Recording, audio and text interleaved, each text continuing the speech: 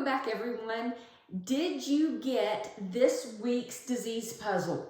Okay, this is a pulmonary embolism. Now, remember what we're doing is we're giving you key phrases to help identify particular disease processes, because when you go to take your MBRC credentialing exams, you're going to need to know these phrases, okay, and be able to link the disease to certain phrases. So let's just go over some of these things.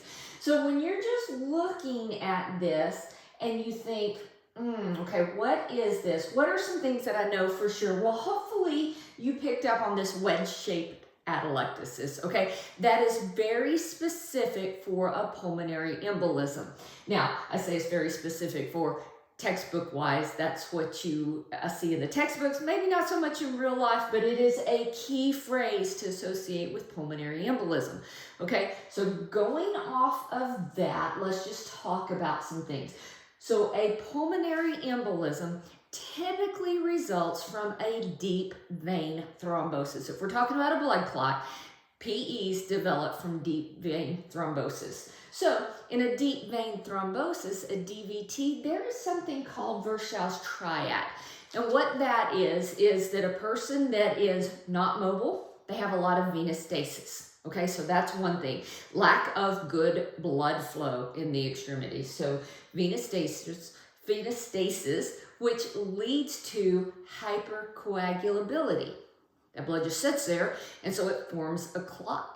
And those two things together cause the inside of the vessel to have injury, endothelial injury. So all three of those things set us up for deep vein thrombosis, okay? So Virchow triangle, deep vein thrombosis, they throw that clot and they end up having wedge-shaped atelectasis. Okay, so we've got a clot in the pulmonary capillary bed, which will cause the right ventricle to work harder and it can fail. That's called cor pulmonale, okay?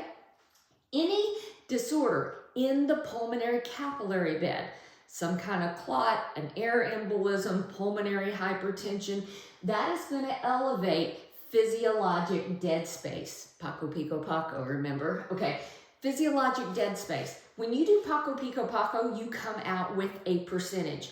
That is the percentage of tidal volume that does not remove CO2. All right, let's see. Other things you can do for screening's sake for a pulmonary embolism.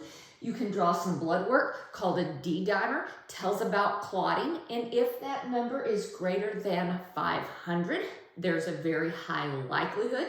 It's not diagnostic, it's a screening mechanism, kind of like a VQ scan would be a screening mechanism, not diagnostic, just for screening. What is diagnostic? Well, CT pulmonary angiogram, okay, computer tomography pulmonary angiogram.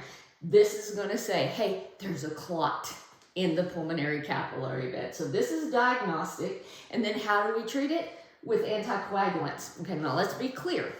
The anticoagulants that you're giving are not going to dissolve the existing clots. Okay, they're going to keep new clots from forming, and the body ends up absorbing those existing clots. And we as respiratory therapists have to support the patients until that happens. Okay, hope this was helpful. Stay tuned. I'll give you another one next week. See you soon.